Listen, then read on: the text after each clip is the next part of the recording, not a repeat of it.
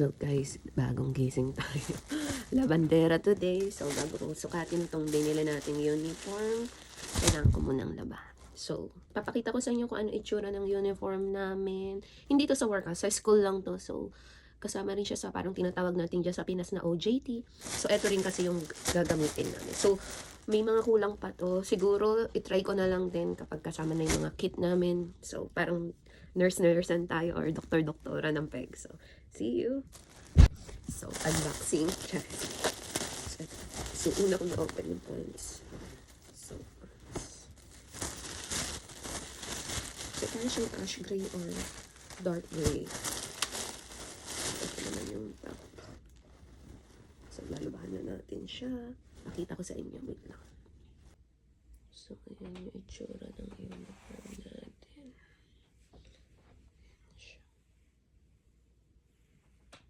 So, ayan. May bulsa siya dito. Pati ito. Ayan.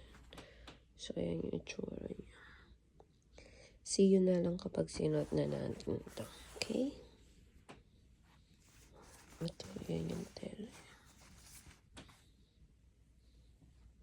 So guys, ito naman yung kit natin. So, andito yung mga stethoscope, t-shirt, ano pa ba? Mamaya, check natin. I-reveal natin sa inyo.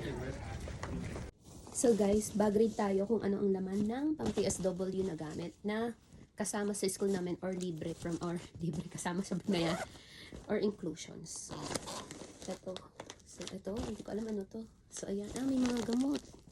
So, ayan siya. Parang, I think this is, PSW kit or PPE kit siguro.